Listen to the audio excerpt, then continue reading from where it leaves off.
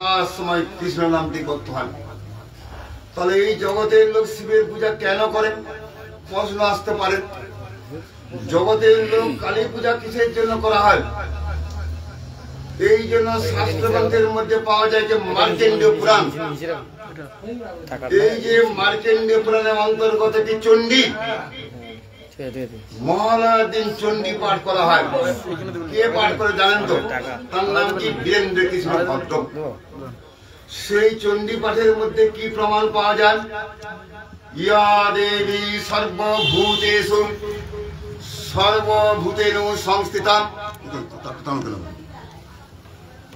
রূপং দেহি জনং দেহি যশং দেহি। এই জগতে সম্পত্তি লাভ করার জন্য কালী পূজা করা হয়, যেই সম্পত্তি চিরকাল থাকবে না। এই জগতের অট্টালিকা চাই 7 তলা বিল্ডিং তৈরি করব, ভূমিকম্প হওয়ার সঙ্গে সঙ্গে 7 তলা বিল্ডিং যাবে কোথায়? মাটির তলায় চলে যাবে। এই জগতে খালি হাতে আমরা এসেছিলাম, মরার পরে আমাদের ঠাঁই হবে কোথায়? 3.5 জায়গার মধ্যে ঠাঁই হবে, 25,000 লম্বা জায়গার মধ্যে কোনো কালে ঠাঁই হবে না। সেখানে আমার সঙ্গের সাথে কেউ হবে না, বন্ধু বান্ধব দ্বারা সুত সবাইকে ছেড়ে জগৎ থেকে চলে যেতে হবে। 3,000 জায়গার মধ্যে তুমি বসবাস করো, সেইখানে গিয়ে বসবাস করতে হবে। এই জন্য শাস্ত্রগ্রন্থে সাধু সন্ন্যাসীগণ কেন এসেছেন? ওই টাকা পয়সার জন্য সাধু সন্ন্যাসীগণ কখনো দৌড়ান না। যে গুরুদেবের অর্থ লোক থাকবেন, শিষ্য বাড়ি যাবো, ভালো মন্দ খাবো, শিষ্য বাড়ি যাওয়া হবে কিসের জন্য? টাকার জন্য শিষ্য বাড়ি যাওয়া হবে। সেই গুরুদেবকে গুরুদেব বলা হবে না। গুরুদেবের প্রধান কাজ কি? চৈতন্য মহাপ্রভুর বাণীর পিয়ন মাত্র আমরা। চৈতন্য মহাপ্রভু যেটা শিক্ষা দিতে এসেছেন, তার বাণী প্রচার করতে এসেছি আমরা। এই জগতে পিয়ন করে কি? ঘরে ঘরে গিয়ে চিঠি বিলি করেন। আমাদের কাজ কি? ঘরে ঘরে গিয়ে বলো কৃষ্ণ, ভজ কৃষ্ণ, করো কৃষ্ণ শিক্ষা, প্রভুর আজ্ঞায় ভাই মাগিয়েই ভিক্ষা। এইটি কিন্তু আমাদের ভিক্ষা, কিন্তু অন্য কোনো ভিক্ষা নয়। বলো কৃষ্ণ, ভজ কৃষ্ণ। সেই কৃষ্ণকে আমরা ভুলে গেছি, নিজের পরিচয় আমরা ভুলে গেছি। কে বলতে পারবে নিজের পরিচয়? আমরা কিসের পরিচয় দিই? স্ত্রীর পরিচয় দিই। দেহের মধ্যে আত্মবুদ্ধি করা হয়, যস্য আত্মবুদ্ধি কুণপে তি ধাতুকে শোধি পরত্রাদেশ ভৌময় যদি শৈব গোখর। গুরুদের মধ্যে গাধা বলা হয়, যা দেহের মধ্যে আত্মবুদ্ধি থাকবে। দেহের মধ্যে আমি মনে করি আমি ডাক্তার, আমি ইঞ্জিনিয়ার, আমি অমুকের স্ত্রী, দেহ সম্পর্কীয়। এই জন্য বলা হচ্ছে কি, যখন আমার শরীরটা খারাপ হয়, তখন কেউ কি বলে যে আমি শরীরটা খারাপ, আমি শরীর খারাপ, কেউ কোনো কালে বলবে না। তখন আমরা কি বলি? আমার শরীরটা খারাপ। মনটা যখন খারাপ হয়, সেই সময় আমরা কি বলি? আমি মনটা খারাপ, কেউ কোনো কালে বলবে না। তখন কি বলা হবে? আমার মনটা খারাপ, আমার শরীর খারাপ, আমার মন খারাপ। তাহলে আমি কি বস্তু? তাহলে দেহটা যে আমি নয়, আমি কোনো কালে বিনাশ হবে না, শ্মশানে গিয়ে কোনো কালে আমি ছাই হব না। সেই বস্তু হচ্ছে আমি। সেই আমির সন্ধান দেওয়ার জন্য সাধু সন্ন্যাসীগণ বাড়িতে উপস্থিত। আমার আমি মানে কি? গীতার মধ্যে উল্লেখ করা আছে, নৈনং ছিন্দতি শস্ত্রাণি নৈনং দহতি পাবকম ন চৈনং কিরয়ন্তি তাপম ন শোষয়তি মারুতম। সেই বস্তু আমি। অস্ত্রের সাহায্যে আমাকে কেউ কাটতে পারবে না, সেই বস্তু আমি। দেহটাকে যদি আমি মনে করি ছুরি চালানোর সঙ্গে সঙ্গে গলা কেটে যাবে, কিন্তু আমি যে বস্তু, তার গলা কোনো কালে কাটবে না, সেটি কি? শুদ্ধ আত্মা। আত্মা হচ্ছে আমি। নৈনং ছিন্দতি শস্ত্রাণি নৈনং দহতি পাবকম। আগুন যাকে কোনো কালে পুড়াতে পারবে না, সেইটি আমি। আর যাকে আগুনে পুরা হচ্ছে কি পাঞ্চভৌতিক দেহ, পাঞ্চভৌতিক দেহকে আগুনের মধ্যে পুরানো হচ্ছে। ন চিরকিরন্তি তাপম ন শোষয়তি মারুতম, জল যাকে শোষণ করতে পারবে না সেই বস্তু আমি। আমরা মনে করি কি 1947 সালের 15 আগস্ট আমরা স্বাধীনতা লাভ করেছি, সেইটি আমাদের ভুল ধারণা। প্রতি স্কুল কলেজের ঘরের মধ্যে পতাকা তুলি আমরা, কেন? 1947 সালে ইংরেজ চলে গেছে, আমরা স্বাধীন হয়ে গেছি। শাস্ত্রগ্রন্থে যদি বিচার করে দেখা যাবেন কেউ স্বাধীন হয় নাই। কেন স্বাধীন হয় নাই? যদি আমি স্বাধীন ব্যক্তি হয়ে থাকি, অন্যের জন্য হাহাকার করছে, অন্ন চাই, অন্যের জন্য হাহাকার, বস্ত্রের জন্য হাহাকার, গৃহের জন্য হাহাকার থাকবে কিসের জন্য? স্বাধীন ব্যক্তির মধ্যে কোনো হাহাকার থাকবে না। যার মধ্যে অভাব দেখা যাবে, হাহাকার দেখা যাবে, সেই ব্যক্তিকে স্বাধীন বলা হবে না। যদি আমি স্বাধীন হয়ে থাকি, তাহলে মৃত্যু আমাকে গ্রাস করে কিসের জন্য? আমি কি মৃত্যুকে জয় করতে পেরেছি? যেহেতু আমি মৃত্যুকে জয় করতে পারি নাই, সেই জন্য আমাকে স্বাধীন বলা হবে না। যেই মুহূর্তে আমি গুরু বৈষ্ণব গণেশ অধীনতা স্বীকার করব, স্বয়ং ভগবান কৃষ্ণের অধীনতা স্বীকার করা হয়, তারই নাম স্বাধীনতা। যদি গুরু বৈষ্ণব গণের অধীনতা স্বীকার করা হয়, যদি কৃষ্ণের অধীনতা স্বীকার করা হয়, তাহলে সহজে আমাদের কোনো কালে নিম্ন গতি হবে না। এটি ভালো করে মনে রাখতে হবে। সহজে আমরা নিত্য গুরু বৃন্দাবন ধাম লাভ করতে পারবো। সেই গুরু বৈষ্ণবগণকে বাদ দিয়ে কখনো গোবিন্দ সেবা হয় না। আমার ঘরের মধ্যে গোবিন্দের মূর্তি আছে, তো গুরু বৈষ্ণবের কিসের প্রয়োজন? এই বলে গুরু বৈষ্ণবগণকে বাদ দিন কৃষ্ণ সেবায় রত হয়ে গেলাম। স্বয়ং ভগবান কৃষ্ণ তিনি কি বলে গেলেন? স ব্যক্তি দাম্ভিক স্মিত, সেই ব্যক্তিকে দাম্ভিক ব্যক্তি বলে জানবেন। গুরু বৈষ্ণব গণেশ তিনি সম্পর্ক রাখেন না, তার পূজা আমি কোনো কালে গ্রহণ করবো না। আমি কেন? সেই ব্যক্তি যেহেতু দাম্ভিক, দাম্ভিক ব্যক্তির পূজা কোনো কালে কৃষ্ণ গ্রহণ করেন না। অহং ভক্ত পরাধীনম, আমি হচ্ছে ভক্তের অধীন। কাকে বলেছেন? দুর্বাসাকে। দেখো দুর্বাসা, তুমি অম্বরীশ মহারাজের চরণে অপরাধ করেছ, আমি কিন্তু ভক্তের অধীন। সাধব হৃদয়ং মধ্যম সাধুনন্ত হৃদয়ন্তম, আমি হচ্ছে সাধুগণের হৃদয়, সাধুগণ হচ্ছে আমার হৃদয়। আর তুমি বলে যে অম্বরীশ মহারাজের চরণে তুমি অপরাধ করেছ, ওইখানে গিয়ে ক্ষমা চাও। পায়ের মধ্যে যখন কাঁটাটি ফুড়ে যায়, সেই কাঁটা কিন্তু কান দিয়ে বের হবে না। যেই পা দিয়ে কাঁটা ফুড়েছেন সেইখান দিয়ে কাঁটা বের হবে।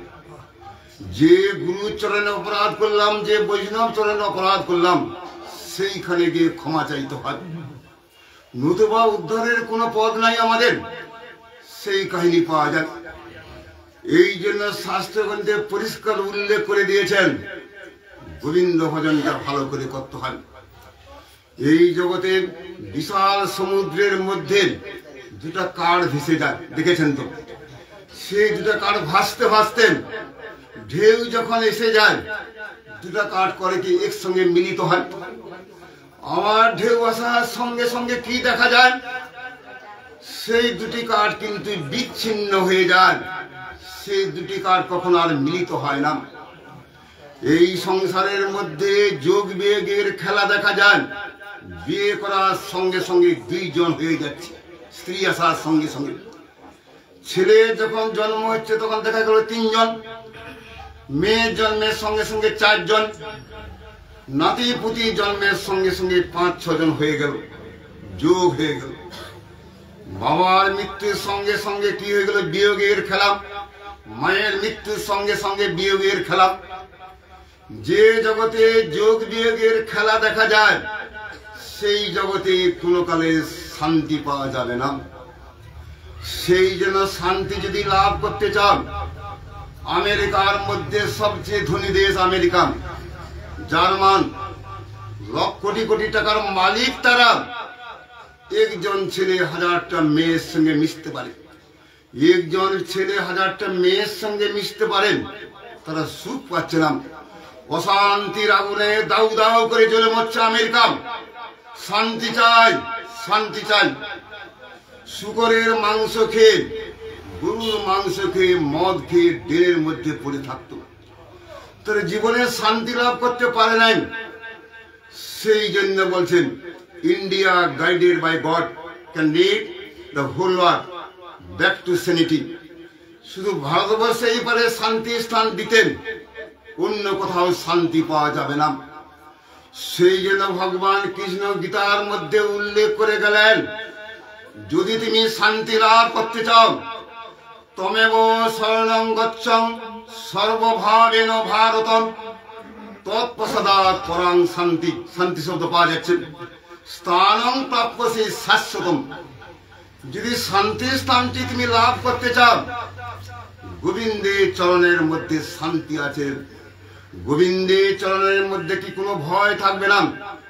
এই জগতের ভয় কখন দূর হয়? গোবিন্দের পাদ পদ্মকে আশ্রয় করলে আমাদের মধ্যে কোনো ভয় থাকবে না। অশোক ভয়, অমৃত আধার তোমার চরণ নয়। স্বয়ং ভগবান কৃষ্ণের পাদ পদ্ম আশ্রয় যদি করা হয়, কোনো শোক থাকবে না।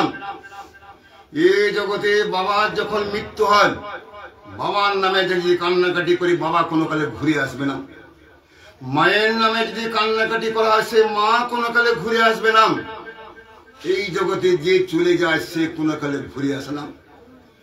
এই জন্য শাস্ত্রগ্রন্থের মধ্যে প্রমাণ পাওয়া যায়, এক বৃদ্ধা বিধবা, তার একমাত্র ছেলে ছিল, সেই ছেলে অল্প বয়সে মারা গেল।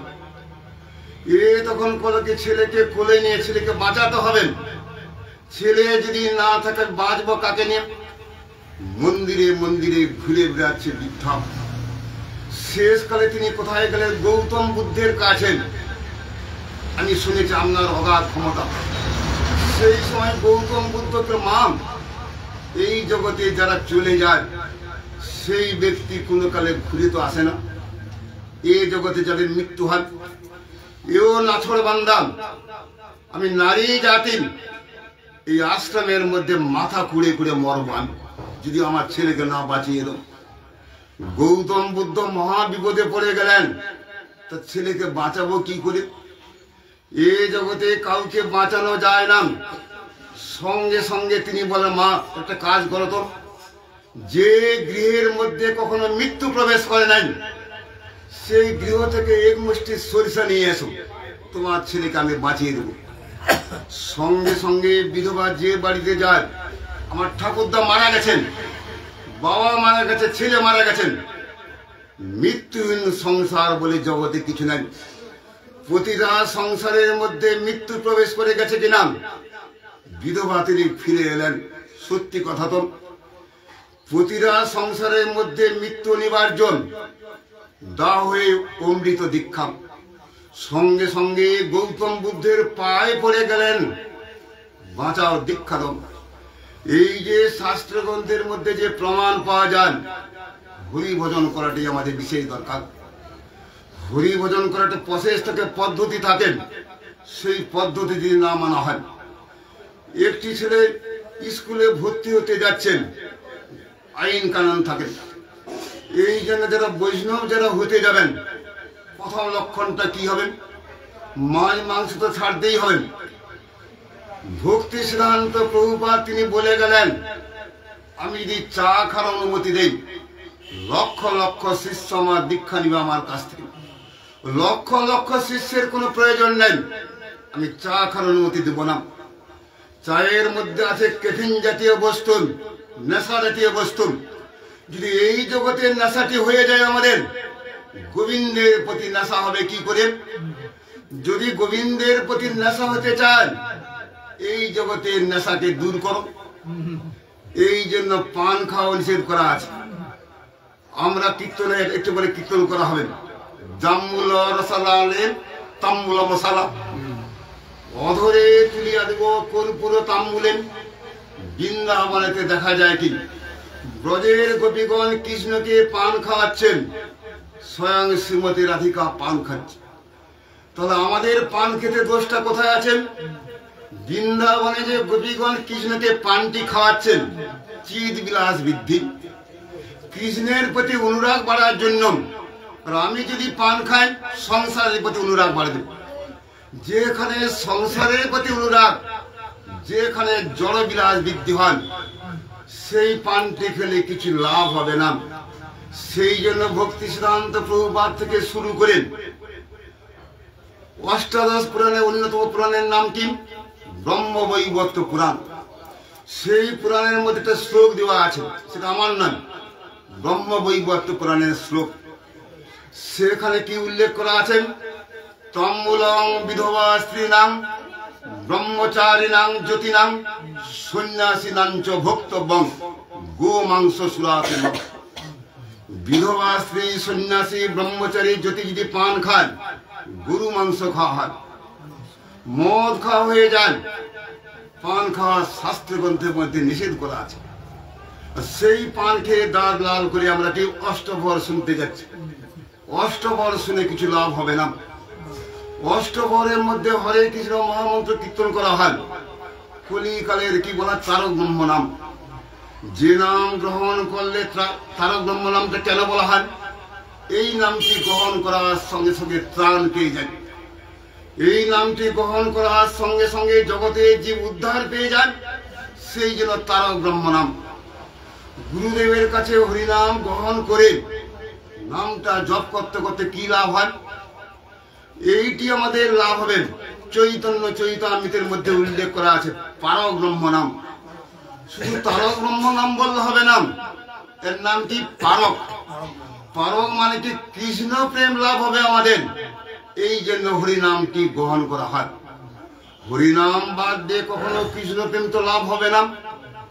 এই জন্য আমরা চৈতন্য চৈতামৃতের মধ্যে সুপরিষ্কার করে উল্লেখ করা আছে। এই জন্য পান খাবো না, আমরা চা খাবো না। অষ্টপহরের মধ্যে বিরাট দোষ। চা বন্টন করা হচ্ছে, অষ্টপহরের মধ্যে পান খাচ্ছেন, একটি প্রধান দোষ। দ্বিতীয় দোষটা কোথায়? 3 দিন আমি কীর্তন করবো, এখানে 30,000 টাকা চুক্তি। যেখানে চুক্তি করা হয় সেখানে কোনো কালে গোবিন্দ থাকবে না। সেখান থেকে গোবিন্দ অনেক দূরে। যেখানে বেনেবৃত্তি, বেনেবৃত্তি কাকে বলা হয়? ফেলো করি মাখো তেল। তুমি তেলটি যদি মাখতে চাও, ফেলো করি পয়সা দাও। যেখানে বেনেবৃত্তি মানে কি? 30,000 টাকা চুক্তি করা হয়, সেখানে কখনো হরি কীর্তন হতে পারে না। সেই জন্য শ্রীমদ ভাগবতে উল্লেখ করা আছে, অবৈষ্ণবম খদ্গিন্নং পুতং হরি কথামিতম শ্রবণং নৈব কর্তব্যম সর্বশিষ্ট যথাপয়ম। দুধের মধ্যে সব প্রকার ভিটামিন দেখা যায়। দুধের মধ্যে ফ্যাট আছে, প্রোটিন আছে, সবকিছু আছে দুধের মধ্যে। দুধ খাওয়ার সঙ্গে সঙ্গে শরীরটা পুষ্টি হয়। সেই দুধের মধ্যে যদি 7টি মুখ দেয়, সেই দুধ খাওয়ার সঙ্গে সঙ্গে মৃত্যু অনিবার্য। হরিনাম সবচেয়ে পবিত্র বস্তু। সেই হরিনাম যদি অবৈষ্ণবের মুখ থেকে শ্রবণ করা হয়, দুধের মধ্যে 7 মুখ দিলে যে ক্রিয়াটি হয়, একই ক্রিয়া হয়ে যাবে। এইটি ভালো করে মনে রাখতে হবে। হরি ভজন করলে সব কিছু লাভ হয়। এই জন্য শাস্ত্র গ্রন্থের মধ্যে উল্লেখ করা আছে, কুলং পবিত্রং জননী কৃতার্থম বসুন্ধরা চা ধন্যম বসতিচি ধন্যম নিত্যতপি স্বর্গে পিতরপি যেসাঙ্কুলে বৈষ্ণব নাম অধেয়ম। যেই বংশের মধ্যে বৈষ্ণবগণ জন্মগ্রহণ করেন, সেই কুলটা পবিত্র হয়ে যায়। বংশে যদি একজনও হরিভজন করে থাকেন, সেই বংশ পবিত্র হয়। কুলং পবিত্র, জননী কৃতার্থম, মায়ের গর্ভধারণ সার্থক। আমার গর্ভে এসেছে পরম বৈষ্ণব। হিরণ্যকশিপের স্ত্রীর নাম কি ছিল? কয়াধু, অসুরের স্ত্রী। সে মনে মনে চিন্তা করল কি, আমার গর্ভধারণ সার্থক, আমার গর্ভে এসেছে কে? ভক্ত প্রহ্লাদ মহারাজ। যে মায়ের গর্ভে বৈষ্ণব পুত্রের জন্ম হয় সেই মায়ের গর্ভধারণ সার্থক হয়। মায়ের পেটের মধ্যে যে বৈষ্ণব পুত্র জন্মগ্রহণ করে, জননী কৃতার্থাম বসুন্ধরা চ ধন্যাম। গুরু বৈষ্ণবগণের পায়ের ধুলি লাভ করার জন্য পৃথিবীও আকাঙ্ক্ষিত। এই পৃথিবীও চান গুরু বৈষ্ণবগণের পায়ের ধুলি আমার বুকের মধ্যে পড়ুক। বসতিচি ধন্যাম, যেই ঘরের মধ্যে বৈষ্ণবের জন্ম হয় সেই গৃহ ধন্য হয়ে যাবে। চৈতন্য মহাপ্রভু যখন গয়াতে গিয়েছিলেন, প্রভু কহে গয়া যাত্রা সফল আমার, যখন দেখিনি আমি চরণ তোমার। আমি গয়াতে পিণ্ড দিতে আসিনি, পিণ্ড দেওয়াটা উদ্দেশ্য আমার নয়। আপনার মতো মহাপুরুষের কৃপা লাভ করতে এসেছি। আপনার মতো মহাপুরুষের পাদ পদ্মকে আশ্রয় করার জন্য আমি গয়াতে এসেছি। স্বয়ং চৈতন্য মহাপ্রভু গুরু ছাড়ি গোবিন্দ ভজে, সে পাপী নরকে মজে।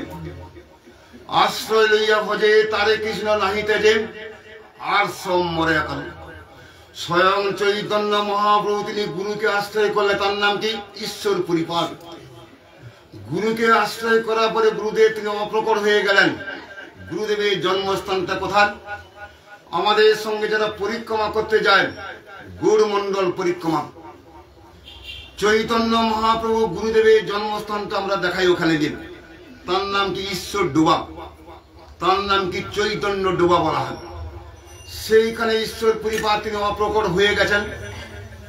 চৈতন্য মহাপ্রভু সমস্ত ভক্তবৃন্দকে নিয়েছেন গুরুর জন্মস্থান দেখার জন্য। এই তো আমার গুরু জন্মস্থান, এই তো ঈশ্বর পরিবারের জন্মস্থান। এইটি মনে করার সঙ্গে সঙ্গে ভক্তবৃন্দের সঙ্গে তিনি কলেজে ধুরি কণা পড়াতে শুরু করলেন। আমার গুরুদেব বাল্য বয়সে এখানে খেলাধুলা করেছিল, এখানে হামাগুড়ি দিয়েছিল। গুরুদেবের পায়ে ধুলিতে জায়গা ধন্য, সঙ্গে সঙ্গে ধুলি কণা আঁচলের মধ্যে রাখতে শুরু করতে চৈতন্য মহাপ্রভু। ভক্তবৃন্দ রেখেছেন আঁচলের মধ্যে, সঙ্গে সঙ্গে ডোবার সৃষ্টি হয়ে যাবে, বিশাল ডোবা। সে ডোবার মধ্যে কোনো জল টল কিছু নাই। চৈতন্য মহাপ্রভু ভক্তবৃন্দের সঙ্গে কাঁদতে শুরু করল, হা গুরুদেব, হা ঈশ্বর পরিপাদ। চৈতন্য মহাপ্রভু চোখের জলে সেই ডোবাটি পরিপূর্ণ হয়ে যান। সেই দিন থেকে সেই ডোবার নাম কি? চৈতন্য ডোবা। সেই ডোবার নাম ঈশ্বর ডোবা নামে পরিচিত।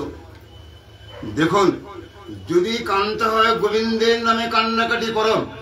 স্বয়ং চৈতন্য দেব জগন্নাথ পুরীর মধ্যে তিনি জগন্নাথ জগন্নাথ করে বলতে পারছেন না, জজগগ জজগগ বলছে চৈতন্য মহাপ্রভু।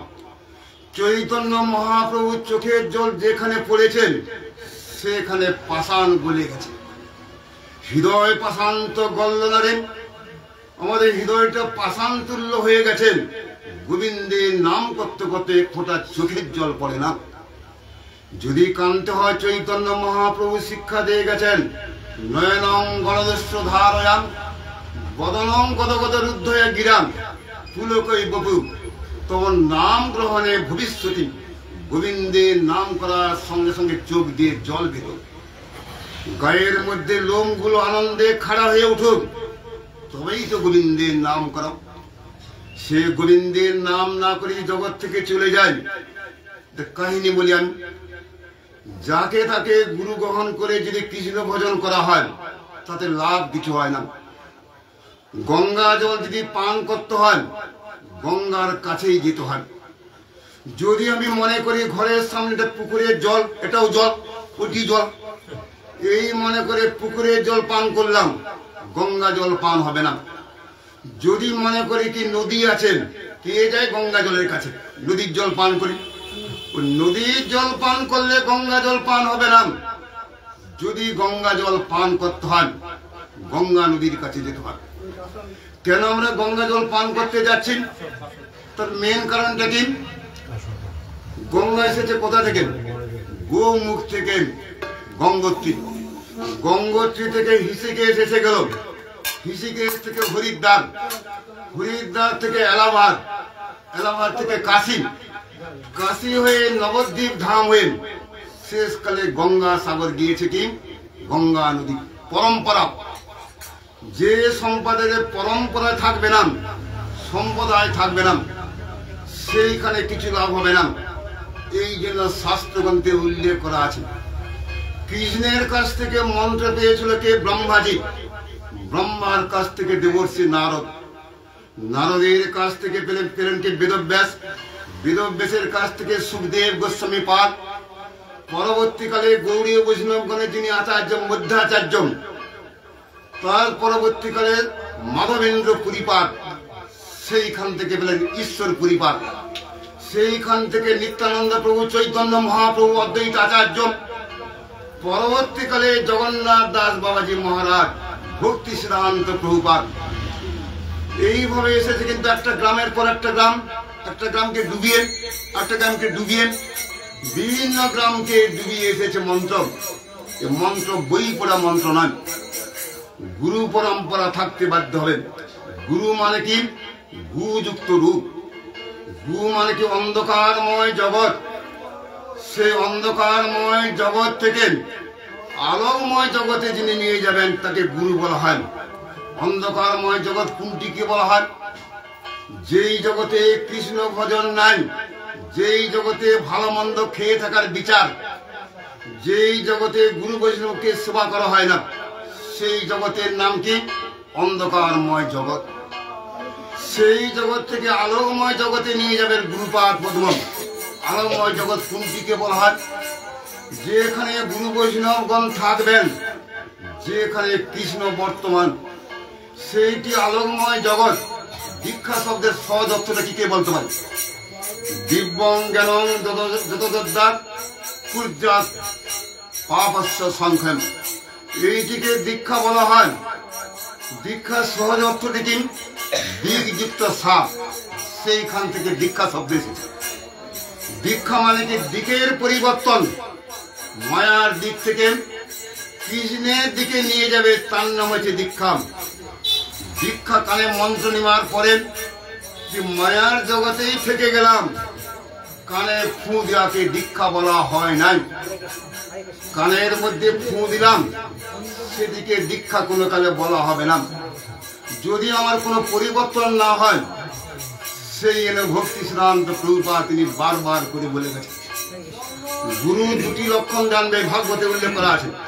তস্মাৎ গুরু প্রপদ্যেতম জিজ্ঞাসু সে উত্তমম শব্দে পারে চ নিষ্ণাতম ব্রহ্মণী আশ্রয়ম। ভাগবতের মধ্যে যে গুরুর লক্ষণটি দেওয়া আছে, তস্মাৎ গুরু প্রপদ্যেতম, তাকে তুমি গুরু বলে জানবেন, তার কাছে তুমি গমন করো। কার কাছে? শব্দে পারে চ নিষ্ণাতম, শব্দ শাস্ত্রে সুনিপুণ।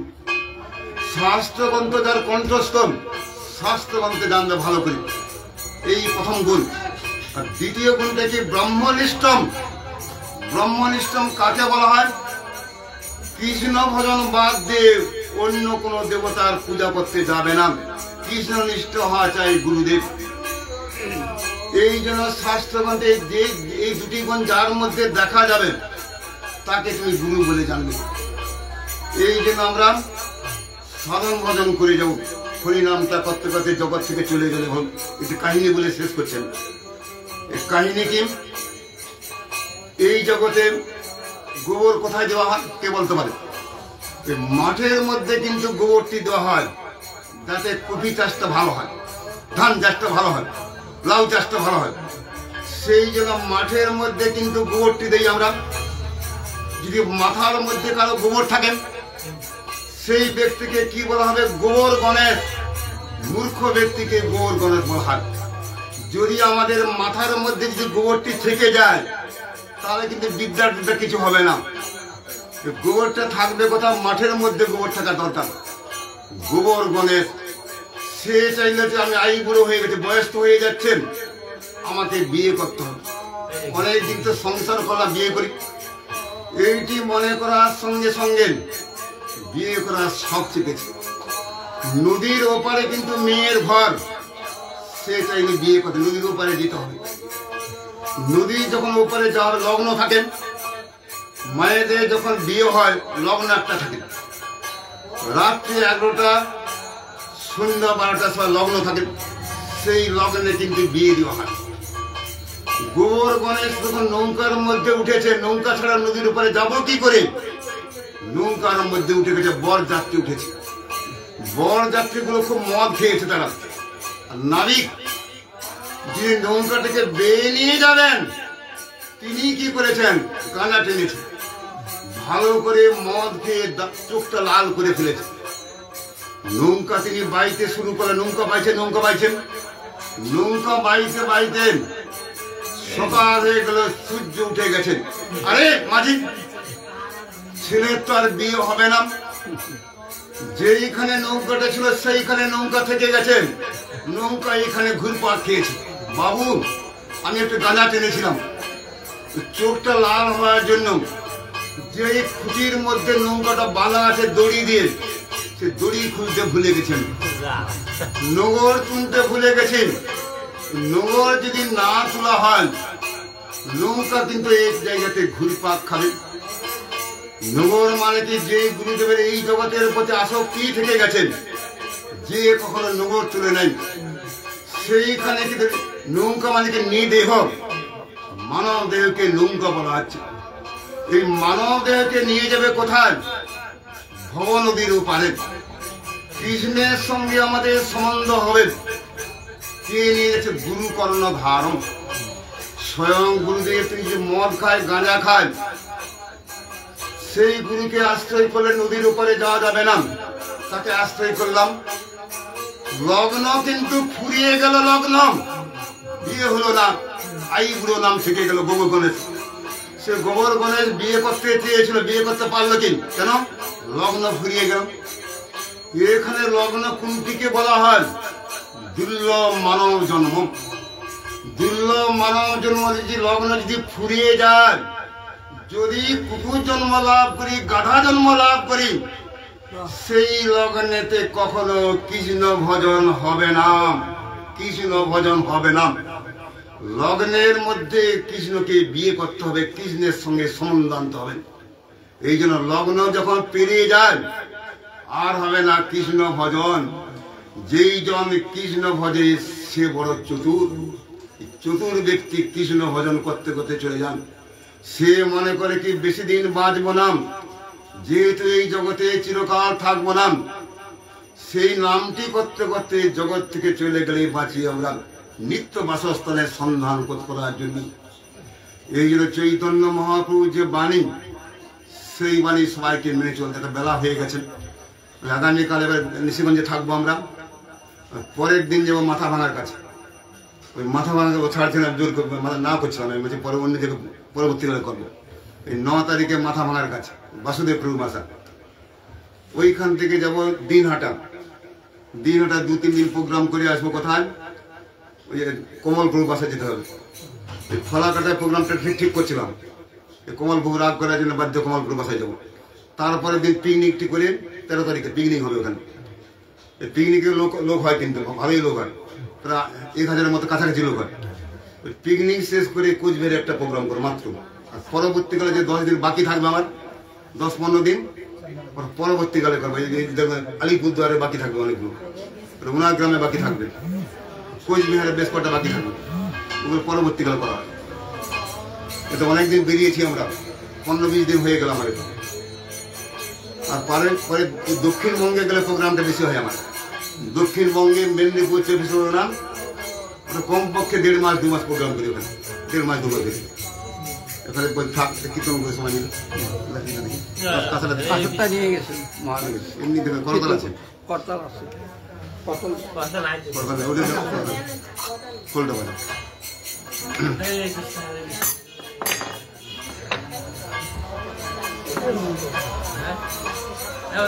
আমাদের হচ্ছে কি ঠাকুরের নামটা সবাই জানো, দীক্ষা নেওয়াটা সবাই বড় কথা। দীক্ষা নিয়েও হরিভজন করে না অনেক।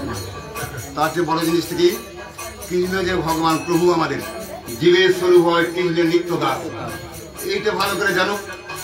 কৃষ্ণ বলি সেই জীব অনাদি বহির্মুখ। অনাদি বহির্মুখ যে হয়ে পড়েছি আমরা, অতএব মায়া তারে দেয় সংসার ডুব। এই সংসার দুঃখ যাতে না থাকে, সুখের পথে হঠাৎ দিতে পারি, সেই জন্য আমরা করি এটা।